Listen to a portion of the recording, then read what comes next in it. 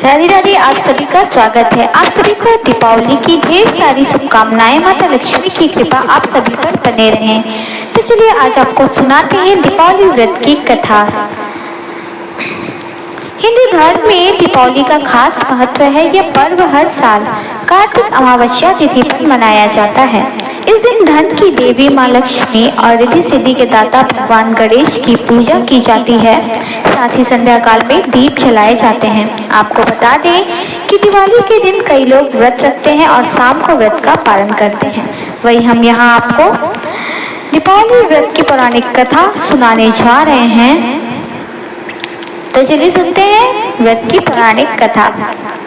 पौराणिक कथा के अनुसार त्रेता युग में भगवान विष्णु के अवतार श्री राम अयोध्या में महाराज दशरथ के घर प्रकट हुए थे।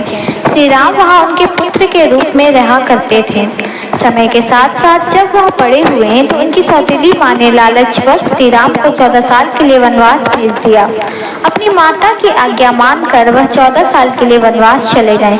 उनके साथ देवी सीता और भाई लक्ष्मण भी गए। अयोध्यावासी श्री राम से अत्यंत प्रेम किया करते थे।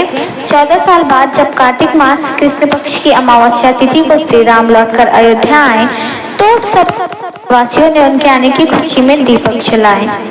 तब से ही दिवाली मनाने की परंपरा चली आ रही है। एक अन्य कथा के अनुसार समुद्र मंथन के दौरान कार्तिक मास के कृष्ण पक्ष की अमावस्या तिथि को माता महालक्ष्मी समुद्र से प्रकट हुई थी, इसलिए भी इस दिन को दीपावली के रूप में मनाया जाता है। अब आपको सुनाते हैं दूसरी दिवाली की पौराणिक कथा। एक गांव में एक साहूकार था। उसकी बेटी प्रतिदिन पीपल पर जल चढ़ाने जाती थी। जिस पीपल के पेड़ पर वह जल चढ़ाती थी उस पेड़ पर लक्ष्मी जी का वास था। एक दिन लक्ष्मी जी ने साहूकार की बेटी से कहा, मैं तुम्हारी मित्र बनना चाहती हूँ। लड़की ने कहा कि मैं अपने पिता से पूछ कर आऊंगी। यह बात उसने अपने पिता को बताई तो पिता ने हाँ कर दी।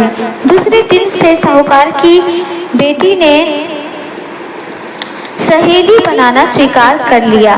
दोनों अच्छे मित्रों की तरह आपस में बातचीत करने लगी। एक दिन लक्ष्मी जी साहूकार की बेटी को अपने घर ले गईं।